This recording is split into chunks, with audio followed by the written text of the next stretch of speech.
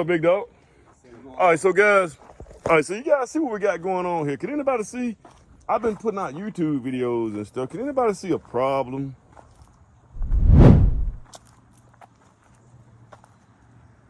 Can anybody see a problem? I see a problem, but I want to see if you guys can figure out what the problem is. And I'm gonna see who's been watching these YouTube videos.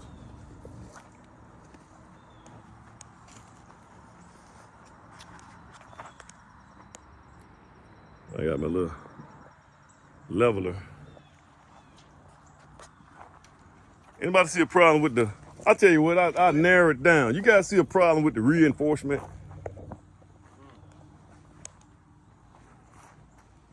I mean, you talking about the, Corey, you talking about the chairs. So we got the chairs in. That's not an issue. Huh? No, man, it's good, man. I think it's good. It's probably gonna be, I don't know how high you're gonna do it, but it'll probably be about this high. It won't be, it may be about that high. Yeah. Look at the corners of the rebar. We had a concrete class, guys. We talked about the concrete. Y'all know what two pieces of rebar join together? Because the splice section. What's the overlap you have to have on that? You see, like right here. Y'all see right here. Y'all see right here.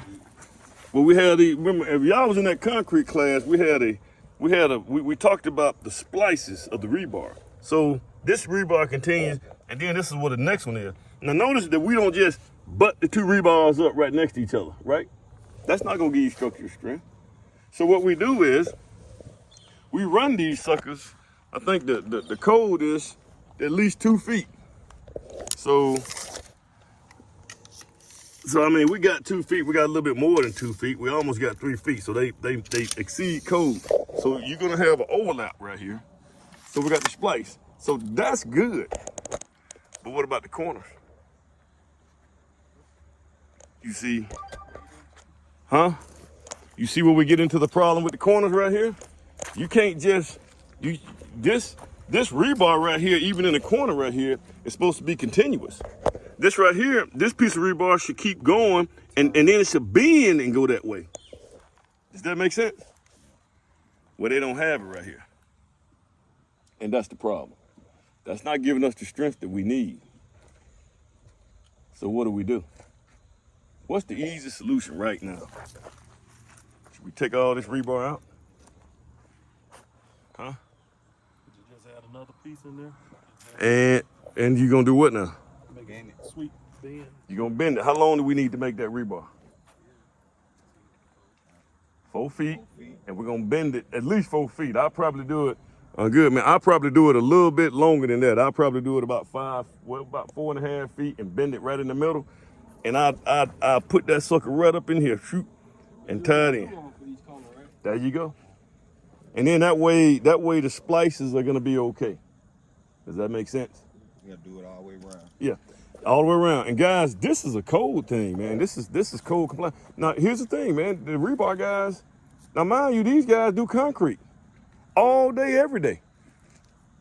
They go from municipality to municipality, and they do this right here all day, every day. But if you're gonna build something, it's your job to know this stuff. Because if not, man, you know what'll happen? If the structural integrity of this house go away, or something happen, or something start cracking and you have a problem, who they gonna come after? Who's gonna get sued?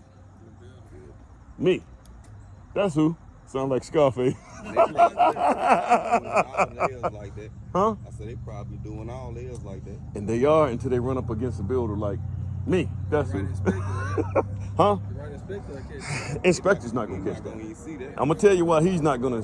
Wait, guys, I went on a rant today about. I got one that's coming out on YouTube, man, about Birmingham, guys. And I'm not trying to bash these guys, but what's happening is a lot of these guys they're doing their inspections based on what somebody else told them. A lot of those guys don't get in the book and read it. You got to read that code, guys. You got to get in that code book and read it.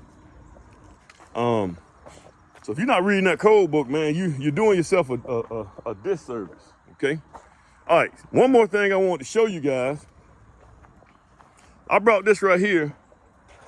I brought this leveler because we've been seeing this in class a lot, but we never really understood what exactly it's supposed to be used for. So what we're gonna do is I already got it set. Now this thing right here, once you get it set up on this tripod, you hit the button and it's gonna automatically level itself. Now, I had an old one time, guys. The old one I had, the first one I had, you had to go here and you had to level this side, then you had to go level that side, but you ain't gotta do that now. All right? You can go ahead and so all right, put it right there. I think I got it set up. I got it set up about right here. So get it about right there. Hold on, you gotta go slow. Here you go. Is it on? It should be. I thought it was.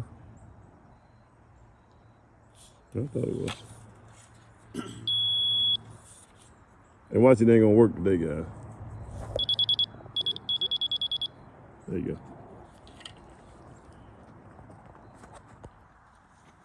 Go down, there you go. Keep going. Find it. Go ahead and find it. There you go. So we know we're right there. So go all the way over in that corner over there and see where we're gonna be at. About right there, Mike. Now put it, you gotta dip it in the, there you go.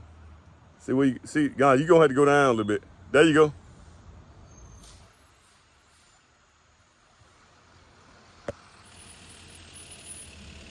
Go up. Go. There you go.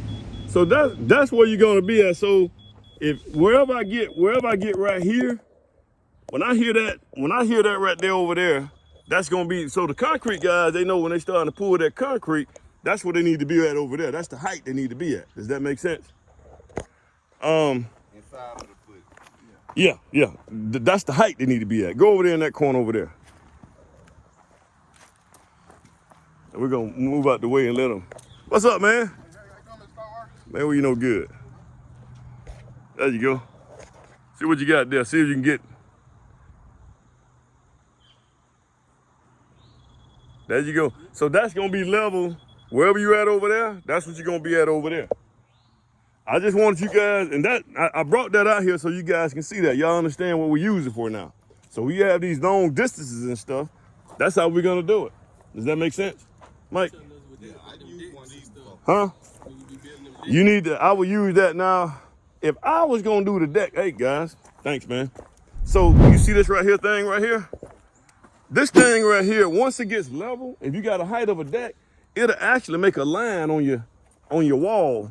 This right here will actually make a line on that wall, and you know, and you can just leave it on, and you can just put your stuff up, your ledger board and all that kind of stuff up right at that level. Or if you got a fence. Fence is another thing, guys.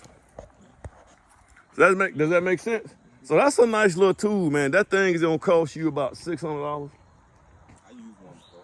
I seen them do it on the foundation wall. On the foundation, they're gonna do the same thing right up here. When they do this foundation wall, they're gonna do the same thing. And guys, I use it so that I can know elevation, so I can know how we're gonna build this house. I need to, guys, as a builder, you need to be able to see. If you can't see this house when you start building, you don't need to build it. You see, you need to be able to, you need to have the vision in your head. If you ain't got that vision in your head, you're gonna be in trouble. And then you take that paper. I used to actually drive my truck, like on the site. I used to, when I had a truck, had one of them. I had a Tundra, man. I had one of them nice Tundras, man. I think it'd get with you. Hold on, man. I knew she. All right, what I was saying, man. I forgot what I was saying. Yeah, I used to drive my Tundra. I had that day, man. I had that Tundra get with you though, buddy. I used to drive that big Tundra up there, man, and I imagine that Tundra was the house. And then I used to sit there and I could see that house. I look at the plans, I look at the Tundra, look at my truck, and I was like, that's how it's gonna look. And my job is to make sure that happens. To take what I have in my mind and make it happen. All right, so I'm gonna do something first for you guys. And then I'm gonna ask you guys to do something, which is why I told you guys to bring the paper. So it's just 2, 4, 6 of us, so y'all can pair up in twos. And I'm gonna show you how I did this. So first thing I'm gonna do is I'm gonna calculate how much concrete it's gonna take me for the footings. Now, one thing, guys, it's one thing to do this on paper. We're talking about paper, right? But it's another thing that actually the site is going to determine what's really going to happen. Does that make sense? So I knew this was going to happen.